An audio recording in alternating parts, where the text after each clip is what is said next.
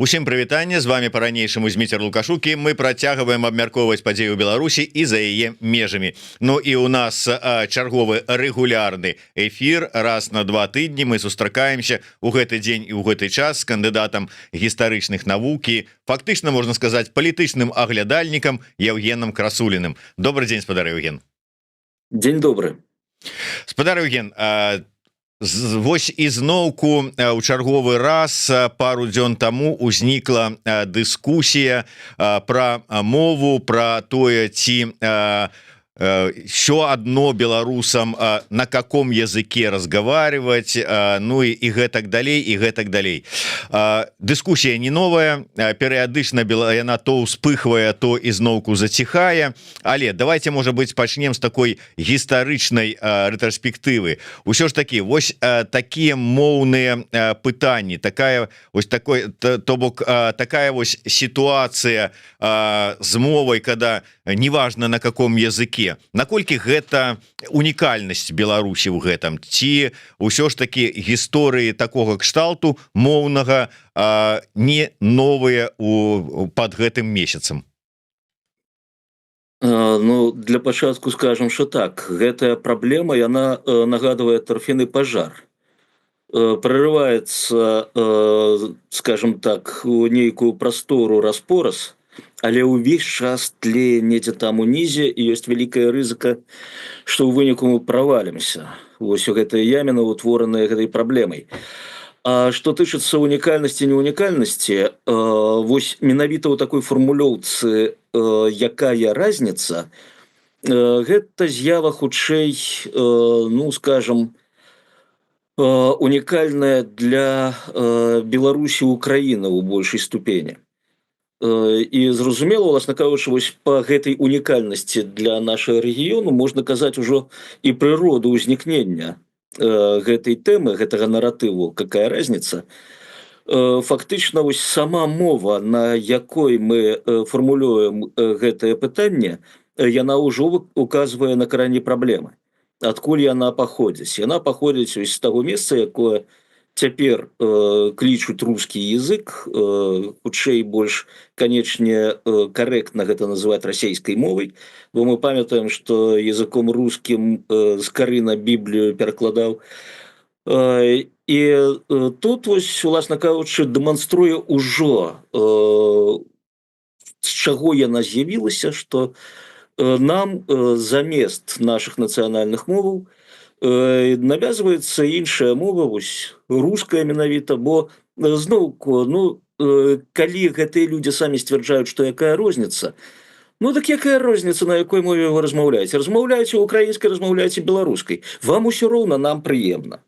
Но не, яны чамусьці гэтую праблему ставяць вось у лоб і фармулююць яе менавіта расейскай мовай, што паказвае, ім ёсць якая розніца, і вельмі істотная розніца. Яны хочуць, каб усё было на расейскай мове.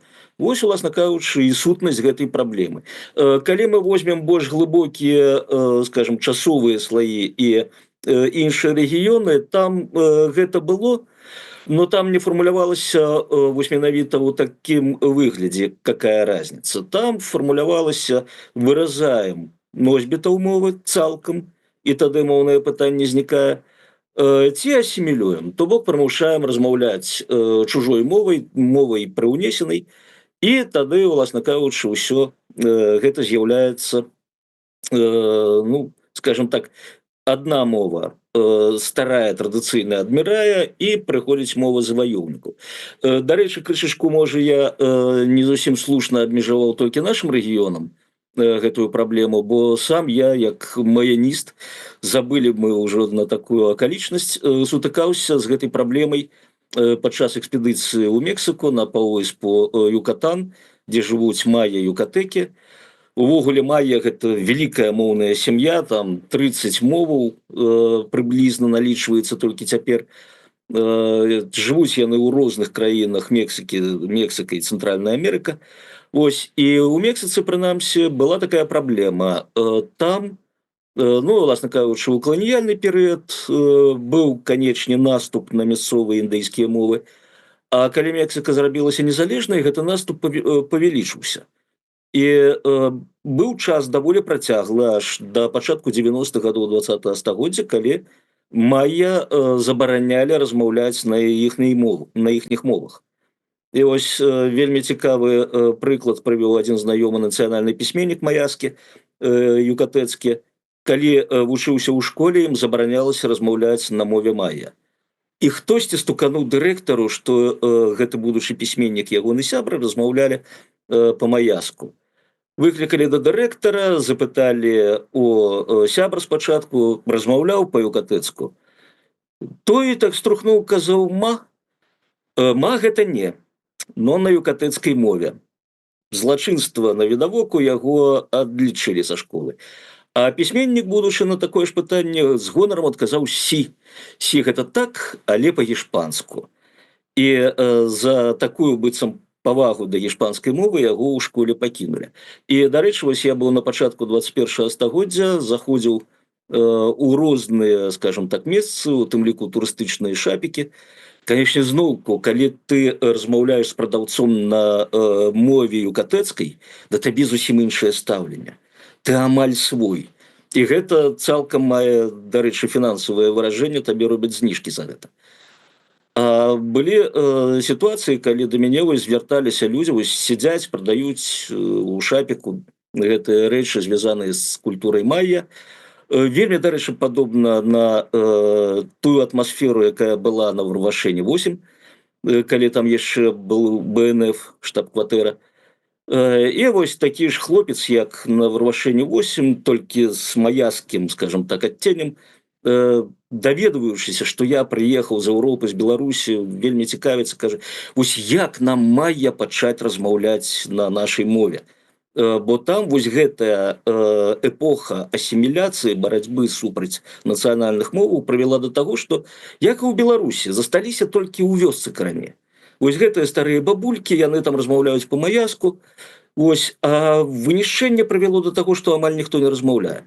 Вось, мяне запрасілі там на радыё, прапанаваў гэты хлопец выступіць на маяскім радыё з абмеркаваннем гэтай праблемы, но я так казаў, што не гатовы абмяркоўваць гэтую праблему, вось, асабліва на гішпанскай мове, бо ўсё ж такі не да такой ступені валодаў ёй.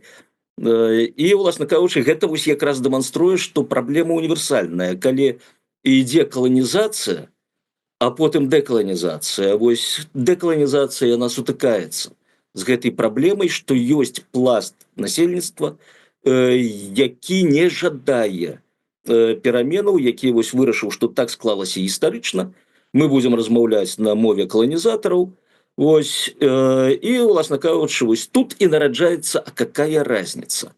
Правда, зноўку, у Мексіцы я не чуў вось гэтага выразу: а якая розніца? Там усё ж такі разумелі, якая розніца. З аднаго боку, ты маеш сваю ідэнтычнасць, якая грунтуецца ў тым ліку на мове і фармуецца праз мову, а з іншага боку, скажем, ты успрымаеш гішпанскую, ці, як там гэта завецца, кастыяну, кастыльская мова, і тады ты прымаеш і ўсю гісторыю каланізацыі, ты прымаеш федэральную, скажем так, федэральную структуру дзяржавы Мексікі, мексіканскія злучаныя штаты, а на Юкатане была гісторыя вельмі жорсткая з сепаратызмам. Ну і, уласна кажучы, ты адмаўляешся ад далейшага развіцця сваёй культуры. Вось тое ж самае, што і ў нас, толькі у нас гэта, ну, вось гэты фігавы лісцік, какая разница? Калі мы кажам, ну, дакладней, калі ўзнікаюць пытанні пра ўсё ж таки вот этой моўныя, нам любяць паказаць, ну, прыклады Ірландыі, да прыкладу. Ну вот паглядзіце, ірландцы как бы гавораць пераважнай большасці па-англійску, але ж сваю і ідэнтычнасць ірландскую яны не страцілі, маўляў, што тут нам заганяцца. Ці паглядзіце на Швейцарыю, там дзяржаўных моваў колькі? 4, як мінімум, 4, і нічога сабе, кожны кантон размаўляе на сваёй мове, кожны швейцарец можа у кожным кантоне гаварыць, то есть валодае 4 мовамі як мінімум, і нармальна сабе жывуць. Што вы заганяецеся з гэтай мовай і гэтак далей? Ці маюць рацыю? Ну, конечно, не. Па-першае, ну, паразмаўляйце з ірландцамі, паразмаўляйце з тымі, хто жыве цяпер у Ірландыі. У мяне ёсць вось якраз родзічы літоўскіх сяброў, якія там жывуць. І яны, скажем так, не заўважылі, што ірландцы ў вялікім шчасці ад той сітуацыі, якая склалася. У іх вось гэтая, скажем так, англіцызацыя пачынаецца прыблізна тады ж, калі ў нас пачынаецца русіфікацыя, гэта 19 стагоддзе. Вось і яны, калі набываюць незалежнасць, а там вельмі такая цяжкая ішла барацьба, у тым ліку ў 20 стагоддзе, калі яны набываюць незалежнасць, яны, зразумела, адно з першых мерапрыемстваў гэта праграма па адраджэнні гэльскай мовы ірландскай. І сітуацыю ў Ірландыі, вось ёсць такі неблагі фільм, прынамсі мне падабаецца, які ў расійскім перакладзе. На жаль, на беларускую мову вельмі мала фільмаў перакладаецца, вось таму даводзіцца карыстацца, ну, ці глядзець у арыгінале, ці глядзець у перакладзе расійскім. Вось я думаю, большасць нашай аўдыторыі глядзіць у расійскім перакладзе. Фільм завецца «Аднажды в Ірландии». І вось там цудоўны момант, калі агент ЦРУ, дакладней ФБР, прыходзіць апытваць ірландцаў, жыхароў ірландскай правінцыі, звяртаецца, зразумела, па-ангельску, на што яму на ірландскай мове адказваюць: хочаце размаўляць па-ангельску, паязджайце ў Англію. Вось гэта ілюстрацыя да сітуацыі ў Ірландыі. Цяпер што ў нас там Швейцарыя была, так? Цудоўны прыклад, цудоўны. 4 мовы, гэта нямецкая, там большасць на нямецкай мове размаўляе, французская, італьянская і рэта-раманская. Рэта-раманская гэта, ну, скажем так, там асобная рэта-раманская мова, бо рэта-раманскія гэта цэлая група моў. Вось размаўляюць на поўдні Швейцарыі, палова процента размаўляе на гэтай мове. Таму звычайна вось бяруць сітуацыю з нямецкай, французскай мовамі самымі распаўсюднымі, і па гэтай лініі падзелу паміж франкафонамі і германафонамі ідзе даволі жорсткае процістаянне. Прычым яшчэ не так даўно вось самы малады кантон, які існуе, ён існуе з канца 70-х, гэта Юра. Раней гэтая тэрыторыя ўваходзіла ў склад кантона Берн, гэта нямецкамоўны кантон. Юра, бачна ўжо па націску, гэта франкафонны кантон, дакладней, тэрыторыя франкафонная. І вось з сярэдзіны 19 стагоддзя там увогуле ішлі войны, у першую чаргу праз моўны чыннік, вось моўны, потым рэлігійны дадаўся, паміж кантонамі рознымі, што зноўку ледзь не прывяло да распаду краіны. Ну, войны скончыліся, засталіся сепаратысцкія рухі, прычым у рамках Швейцарыі. Вось тэрыторыя Юра, яна змагалася за набыццё статусу ці самастойнага кантону, ці пераходу да якога-небудзь франкафоннага кантону. Былі тэрарыстычныя арганізацыі, былі тэрарыстычныя атакі. Ну, правда, такія лайтовыя, там маёмасць пашкоджвалася, но ахвяраў, наколькі я памятаю, не было асабліва. Тым не менш, праблема-то была. І вось усё скончылася ў 1979, калі правялі нарэшце рэферэндум, які і вырашыў лёс гэтай тэрыторыі. Быў утвораны кантон Юра. Вось гэтая франкафонная тэрыторыя выдзелілася з нямецкагаворачага кантону Берн. Што дэманструе, што праблема вялікая. І, дарэчы, яна і дагэтуль застаецца. І не трэба думаць, што ўсе швейцарцы размаўляюць на ўсіх 4 мовах. Не, у кожным кантоне свая мова афіцыйная. То бок не тое, што у Швейцарыі 4 афіцыйныя мовы на ўсе тэрыторыі, а карціна тая, што ў кожным кантоне свая мова. Вось калі гэта пераносіць на беларускую глебу, вось тыя, хто прапануюць там гэтак званае двуязычие, яны звычайна, калі ў іх пачынаеш запытваць: а як вы бачыце? Вось у рэальнасці апішыце карціну двухмоўная, там, двуязычная Беларусь. яны не могуць гэта патлумачыць, і вось ідзе вось гэта плыня свядомасці, там Швейцарыя, Канада, Бельгія. Вось, паглядзіце на сітуацыю ў гэтых краінах з мовамі. Вы ўбачыце, што ўсё не так, што калі мы хочам швейцарскую мадэль, калі ласка, давайте падзелім Беларусь на рэгіёны з кампактным пражываннем расійскамоўных і кампактным пражываннем беларускамоўных. У нас гэта атрымаецца. Вось пытанне такое не рытарычнае. Атрымаецца ў нас такі падзел ці не? Вось. І зноўку, калі мы вернемся да гэтых краінаў, якія быццам бы маюць не адну афіцыйную мову. Вось Канада, так? Там франкафоны, англафоны. Прычым, ну, англафонаў большасць, франкафонаў меней, у асноўным Квебек франкафонны.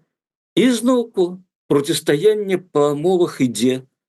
Некаторы час, у некаторыя моманты гэта прыводзіць да палітычных крызісаў і амаль да развалу краіны. Вось 60-е гады знакаміты гэты выпадак, калі Дэ-Голь наведаў Францыю, наведаў Квебек. Невядома, што яго панесла. Вось, і ён там за свабодны Квебек франкафонны. Вось, і ўсе авацыі тут жа, аўдыторыі. Гіганцкі скандал быў, но паказвае, што вось праблемы ў такіх краінах ёсць. Дарэчы, зноўку Канада, канадцы не дзвюхмоўныя людзі. Ёсць толькі адна правінцыя Канады з афіцыйным дзвюхмоўем. Дзве афіцыйныя мовы. Гэта Нью-Брауnsвік. Там французская і ангельская. Усе астатнія правінцыі падзяляюцца на ангельскамоўныя і на франкафонныя. Так што тут таксама не той прыклад, які нам патрэбен. Бельгія, ну, наша улюбёная Бельгія, цудоўная, ось там таксама праблемы. Поўнач размаўляе пераважна на нідерландскай мове, поўдзень, Валонія, гэта французская мова. Так склалася гістарычна, і зноўку прыгадваем, не так давно, 2007-2010 гады, ідзе унутрапалітычны крызіс, які ледзь не прыводзіць да распаду дзяржавы. Вось менавіта па гэтай моўнай лініі. Прычым вось на поўначы, там, дзе Фляндрыя, там, дзе нідерландская мова, там французскай няма. Ёсць толькі ў паўднёвых рэгіёнах, вось гэтага раёну Фляндрыя, ёсць раёнчыкі з гэтак званай моўнай ільготай. Там, дзе больш за 30% франкафонаў, там ёсць некаторыя паслабленні ў моўнай палітыцы. Вось на тэрыторыі Фляндрыі франкафонных школаў няма. А тут можна знайсці дзіцячы садок з французскай мовай, школу з французскай мовай. Далей стоп. Вышэйшая адукацыя ўжо ідзе на нідерландскай мове. Ось, і тое ж самае на поўдні, там, дзе Валонія, там французская мова. Вось тут нешчасны Бруссель трапіў паміж гэтымі дзвюмя праблемамі, но ён першапачаткова быў у асноўным галандскамоўны, нідерландскамоўны, но вось калі у 1830-м Бельгія атрымала незалежнасць, там пайшлі іншыя працэсы, імклівая французізацыя. Цяпер там у асноўным франкафоны жывуць, но пры гэтым ён афіцыйна лічыцца дзвюхмоўным. І гэта, як у Беларусі, выліваецца ў асноўным у тое, што шыльды і указальнікі дарожныя на дзвюх мовах даюцца. Ну і ў музеях, канешне, там на ярлычках да карцінаў ці да экспанатаў пішуцца тэксты на галандскай, на нідерландскай і французскай мове, што ёсць праблематычна для тых, хто слаба валодае і адной, і другой. Так што нам зноўку мадэль дзвюхмоўнай краіны Бельгія, Канада, Швейцарыя, ну ніякім чынам не падыходзіць. Мы можам гэтыя межы моўныя правесці толькі ў сваіх мазгах ці па сем'ях. Ну вось, наколькі гэта будзе эфектыўна і, галоўнае, навошта гэта? Адказу няма. Калі ўсё ж таки паглядзець на вот сітуацыю с мовай з іншага боку культурніцкага, Святлана Алексеевич, вот выступаючы зараз на дыскусіі у Варшаве, разважаючы пра тое, што вось зараз творыць путінскі рэжым, расіяне, яна ж кажа, ну русский язык же в этом не виноват. Вот что, причем тут вот русский язык, да, вот тое, что робіць, вытварае Путин. Ну, в принципе, это может быть так оно и есть. И вот як вы оцениваете гэтую ситуацию? Я у дадзеным выпадку как бы да пагроз, якія могуць ствараць вот гэтыя ситуации незразумелыя с моўнай двухмоўнай ситуацией. Ведаеце, тут яны яшчэ дадаюць, вось гэтыя аматары зноўку, што язык не вінават, параўноўваюць так метафарычна з сякерай ці ножом, ці не ведаю яшчэ нейкім аб'ектам, інструментам, якім можна забіць, так? Ну не сякера ж забівае, так? Забівае чалавек, у руках якого сякера, таму сякера не вінавата. Но хвіліначку, сякера ўсё роўна забівае, калі яна ў руках гэтага чалавека. Дык задача якая? Казаць, да якая розніца, хай у яго будзе сякера, яна ж не вінавата. Прычым тут яна? Не, нашая задача выбіць сякеру з рук вось гэтага чалавека, які пераўтварае яе ў інструмент забойства. Так і мова, уласна кажучы, ну сама па сабе так, яна не вінавата. Але ж яна выкарыстоўваецца як вось гэты інструмент забойства чужых моваў, чужых культураў, чужых этнічных групаў, чужых нацыяў, дзяржаваў. І у выніку атрымліваецца, што калі мы пакінем гэты інструмент у руках гэтага чалавека, забойцы, тады, уласна кажучы, ну нам трэба абараняцца. Нам трэба ставіць нейкія блокі, так, уходзіць ад удару. Вось, пры гэтым мы не мусім раздзяляць вось мову і таго, хто ёй карыстаецца. Рускія не хаваюць, расейцы, палітыкі, простыя людзі, дзеячы культуры, яны кажуць, дзе рускі язык, там рускі мір. Вось, і давайце у такой сітуацыі, калі яны гэта кажуць, калі яны гэта робяць сваім планам, калі яны робяць гэта зноўку сваёй верай, такім сімвалам веры, яны самі ў гэта пачынаюць верыць.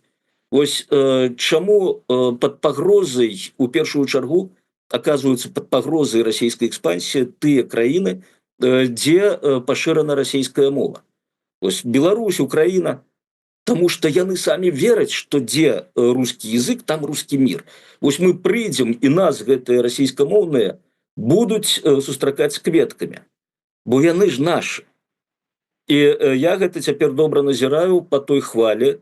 Вельмі моцна ідзе хваля у балтыйскіх краінах, па сацыяльных сецівах, дзе вось гэтая ідэя працягвае данасіцца, вось яна ўжо данеслася да Украіны, Беларусі ў большай ступені.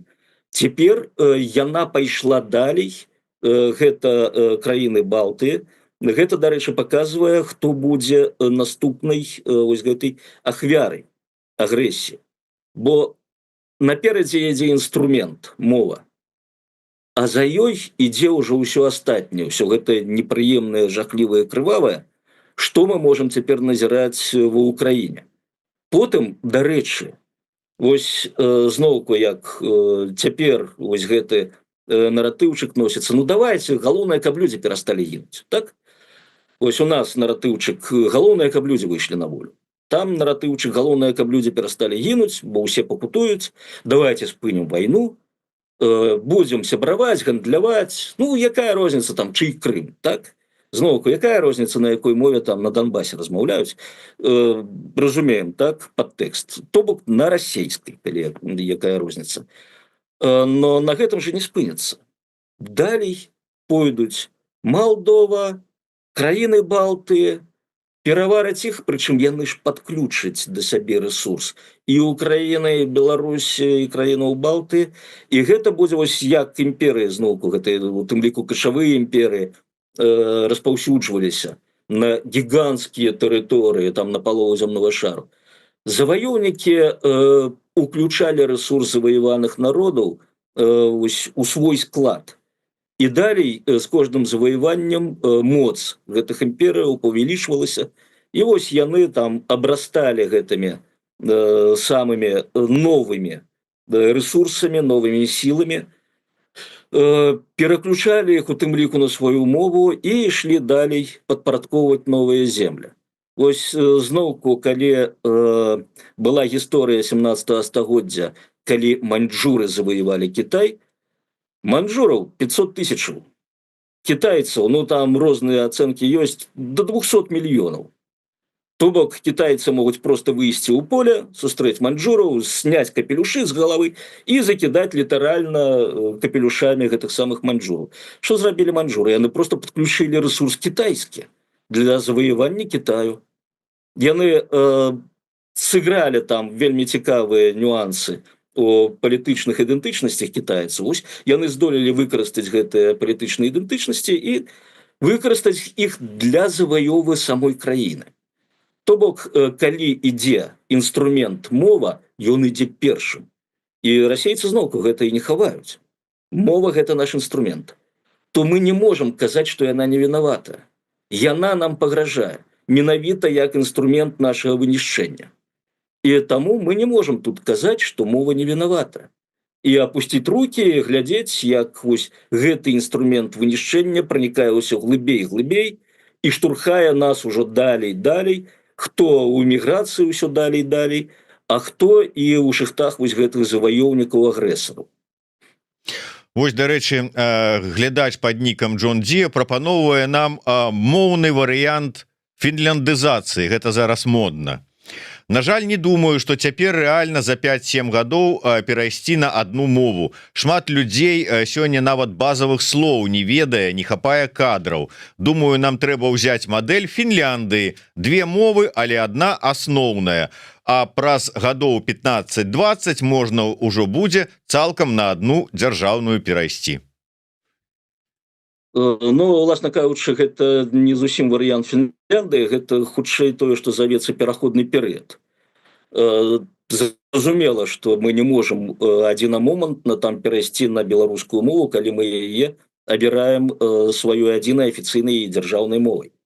Тут патрэбен пераход. Дарэчы, у 90-м годзе, калі я не памыляюся, была прынята праграма па пераходзе на беларускую мову, разлічаная на 10 год.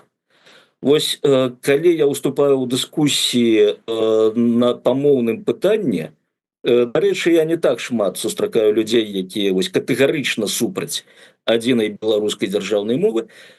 Іх больш вось непакоіць гэтае пытанне, а як нам перайсці на яе, бо ўсё ж такі сапраўды за гады вось гэтай гвалтоўнай русіфікацыі, тут яна можа быць не толькі праз пагрозы, але і праз утварэнне немагчымых умоваў для развіцця беларускай мовы.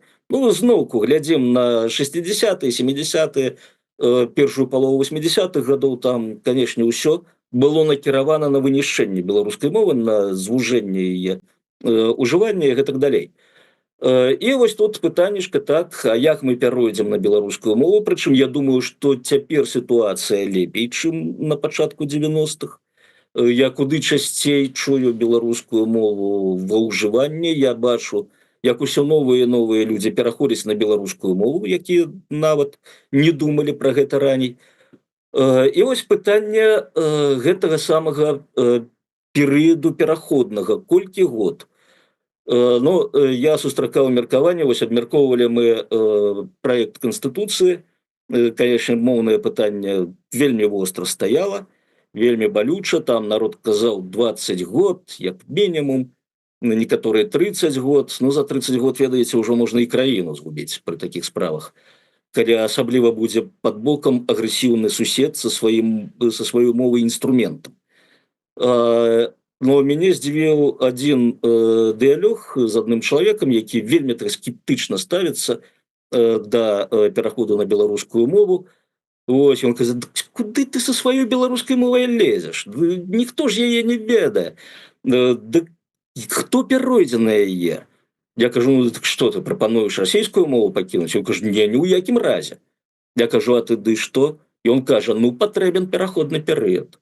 Я ў яго запытваю, які пераходны перыяд, думаю, зараз ён гадоў 100 зарадзіць. Ён кажа, ну я думаю 7-10 год. Вось гэта самы такі яскравы быў прыклад гэтай моўнай дыскусіі, і зноўку чалавек сам не беларускамоўны. Вось ён, скажем так, ну сярэдняя кляса, прычым на рабочай спецыяльнасці. І пры гэтым вось у яго такое ўяўленне, ён зноўку ён жа суадносіць з сабой, так, са сваёй гатоўнасцю да пераходу на беларускую мову. Ён суадносіць з гатоўнасцю свайго атачэння, сваіх сяброў, знаёмых, зноўку вось тое, што сацыёлагі называюць бурбалкай. І ён прыходзіць да высновы, з'яўляючыся скептыкам у пытанні пераходу Беларусі на беларускую мову, вось да гэтага тэрміну 70 год. Ну, скажем проста, гэта тэрмін не надта вялікі. За гэты час можна перайсці сапраўды на беларускую мову, калі будзе палітычнае жаданне, калі будзе падтрымка з боку дзяржавы і калі, канечне, юрыдычна, скажем так, не будзе нюансаў, што кшталту вось у нас две мовы, дзяржаўныя афіцыйныя, так, каб нікога не пакрыўдзіць. Ну мы ціхара будзем падтрымліваць, развіваць беларускую. Не, на мой погляд, гэта вельмі кепская ідэя адразу, бо яна несе ў сябе падман, яна не дэманструе нашы сапраўдныя, скажем так, памкненні і мэты. І зноўку яна дае прастору, вось як кажуць, так, у нас дзве афіцыйныя мовы раўнапраўныя, но мы будзем, напрыклад, больш плаціць выкладчыкам беларускай мовы, якія выкладаюць на беларускай мове свае прадметы. Стоп, хлопцы, у вас у Канстытуцыі прапісана раўнапраўе моваў. Вы не можете плаціць за одну мову болей, чым за іншую. І на месцы праціўнікаў беларусізацыі ў Беларусі, беларускай мовы ў Беларусі, я б, канешне, тут узняў вялікі верхал, і яны б мелі рацыю. Таму вось я, напрыклад, адназначна за одну афіцыйную і дзяржаўную мову ў Канстытуцыі. Толькі гэта дае нам магчымасць, скажем так, вернуць беларускую мову да жыцця і, уласна кажучы, на гэтым падтрымаць беларускую нацыю, беларускую дзяржаву. Бо без мовы гэта даволі праблематычна. С аднаго боку, конечно, існуе вось прыклад той же самой Украины. Я маю на увазе, ну, не тое, что там, что ва Украине адбываецца, а тое, что менавіта прысутнасць расійскай мовы у пэўнай частцы украінскага грамадства прывяло да, як это сказать, аргументацыі з боку Москвы, что мы там пойдем русских ад гэтых бандераўцаў бараніць. Ну, безумоўна, подставы для знешняй агрэсіі і гэтак далей для пачатку войны. І то бок, безумоўна, ёсць пагроза, што вось гэты русский, миролюбивый русский мир, который любіць бараніць русских, ну почему-то вот только в соседних краінах, а на Брайтон-Біч бараніць русских чамусьці не імкнецца паляцець. Але, скажем так, вось гэтая сітуацыя, наколькі верагоднасць ёсць, калі браць гістарычна таксама прыклады, каб пагроза, я не ведаю, там на моўнай падставе пачатку грамадзянскай вайны? Ну, такія грамадзянскія войны былі. Я ўжо прыводзіў сёння прыклады вось той жа Швейцарыі, дзе ішлі грамадзянскія войны у 19 стагоддзі па моўным менавіта пытанні. Гэта, уласна кажучы, зноўку для Бельгіі гэта гісторыя вельмі доўгая, гэта яшчэ з сярэдніх вякоў ідзе. Вось гэтае процістаянне франкафонаў і, скажем, тых, хто размаўляе на нідерландскай мове, на нямецкай мове. Ну, уласна кажучы, гэтаму ёсць вельмі простае тлумачэнне. Бо мова, вось у нас гэтыя людзі, якія праштурхоўваюць, пушаць вось гэтую тэму «Какая разница?», яны лукава, у тым ліку некаторыя лукава, некаторыя свядома, ці, скажем так, ацэньваючы гэта на ўзроўні падсвядомасці, яны выкарыстоўваюць і бачаць, і прымушаюць свайго суразмоўцы бачыць толькі адну функцыю мовы. Гэта функцыя камунікатыўная, так? Нам трэба перадаць нейкую інфармацыю свайму, скажем так, суразмоўцы візаві, і якая розніца, на якой мове гэта інфармацыя будзе перададзена, так? Ну, напрыклад, двойчы 24, якая розніца, на якой мове мы скажам чалавеку гэтую інфармацыю, калі гэта мова будзе для чалавека зразумела. Ось, но насамрэч у мовы камунікатыўная функцыя зусім не адна, не выключная і не адзіная. У мовы яшчэ ёсць вельмі істотная функцыя, гэта функцыя вызначэння ідэнтычнасці. Гэта па мове чалавек адносіць сабе да адной групы і выдзяляе іншыя групы. Вось, ну, калі проста казаць, гэта катэгорыі свой-чужы. Вось чалавек размаўляе на маёй мове, гэта свой чалавек. Чалавек, які размаўляе на іншай мове, гэта чужы чалавек. Да чужога, як бы мы не былі талерантны, мы ўсё роўна ставімся, ну, з пэўнай засцярогай. Бо ну, чалавецтва так развівалася, і, власна кажучы, не толькі чалавек, усе жывыя істоты, і нават расліны, яны напружана ставяцца да нейкай інвазіі, да нейкага чужога, з чым яны стукаюцца. Ось, і гэта, ну, гэта, конечно, у кагосьці выклікае цікаўнасць, но у асноўным гэта выклікае такое, ну, засцярожанае адхіленне. Той, хто не размаўляе на маёй мове, ён чужы. І па гэтай лініі, канешне, свой-чужы, гэта, власна кажучы, ёсць тая лінія, па якой адбываюцца канфлікты.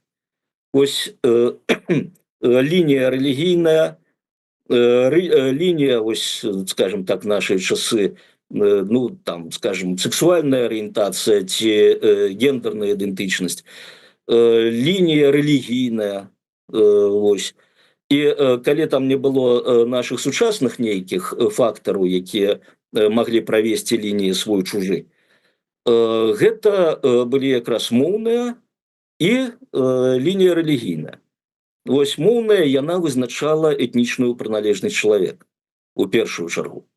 І, канешне, калі этнас сутыкаўся з іншым этнасам, там, на ўзроўні, не ведаю, племені, на ўзроўні там прымітыўнага палітычнага ўтварэння, на ўзроўні ўжо дзяржавы ці імперыі, гэта вось было вызначэнне, скажем так, свой-чужы, і было у тым ліку фактарам варажнечы, якая магла прыводзіць да канфлікту.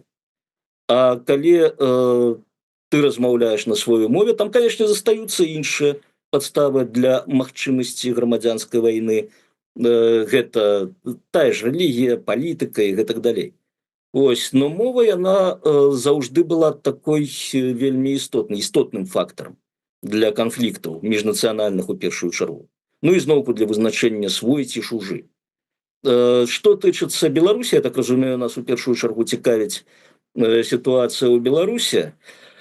Тут, у прынцыпе, ну, можна знайсці падставы для ўзнікнення такога гарачага канфлікту па моўным пытанні. Асабліва, калі будзе існаваць вонкавая падпітка для гэтага, так? Нейкія суседнія дзяржавы, для якіх не будзем паказваць пальцам, так, ну, скажем, для якіх іхняя мова ёсць інструментам экспансіі, яны, безумоўна, гэтым могуць скарыстацца.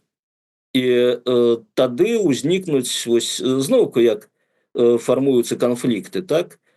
Вось, як нашыя некаторыя палітычныя глядальнікі, сацыёлагі, эксперты-аналітыкі любяць казаць: «О, якое у нас жорсткае процістаянне ў грамадстве, раскол грамадства літаральна», так? Маюцца на ўвазе падтрымка рэжыма Лукашэнкі ці падтрымка дэмакратычнай будучыні Беларусі. Я назіраю за Беларусі, я не бачу у грамадстве такога расколу. Я бачу, што ёсць маленькая купка людзей, зноўку я імкнуся кожны раз, калі сутыкаюся з людзьмі з Беларусі, атрымаць інфармацыю па сітуацыі ў краіне, па настроях. І я бачу, што гэта невялічкая група людзей, якая падтрымлівае, скажем так, меркантильна ці эмацыйна рэжым Лукашэнкі, куды болей выступаюць за перамены.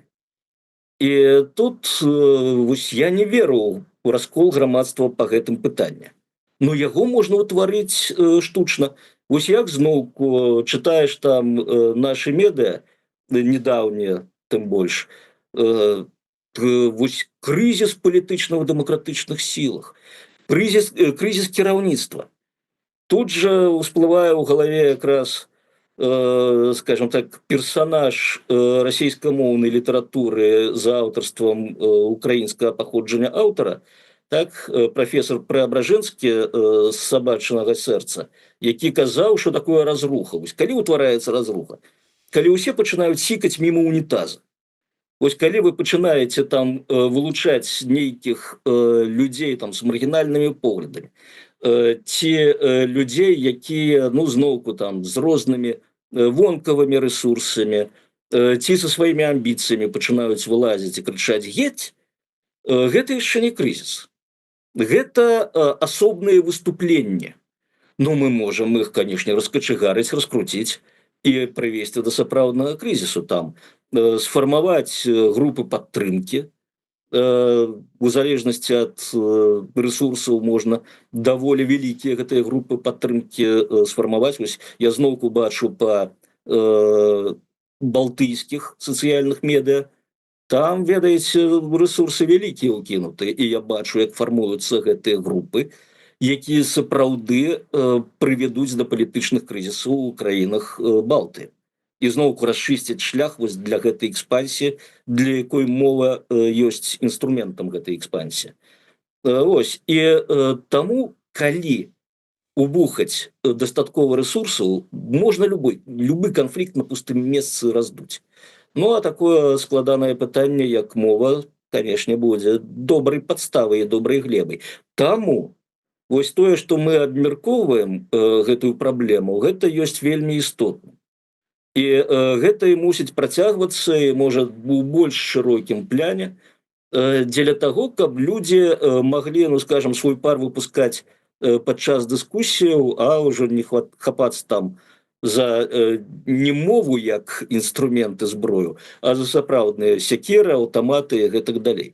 Так што вось, я думаю, для нас цяпер якраз час для гэтай дыскусіі, каб калі мы ўжо вярнуліся ў Беларусь, мы ўжо разумелі, чаго мы чакаем, што нам трэба зрабіць, каб не паглыбіць нашы праблемы. Дзякуй вялікі, выдатныя словы. Сапраўды лепш дыскутаваць і прыходзіць да нейкага высноваў падчас спрэчак, чым даводзіць справу да нейкіх таких сілавых сцэнароў, скажем так. Дзякуй вялікі. Я нагадаю, што з намі быў кандыдат гістарычных навук, наш эксперт у рэгулярных нашых стрымах Евген Красулін. Дзякуй яшчэ раз, спадар Евген, да сустрэчы. Жыве Беларусь. Жыве вечна.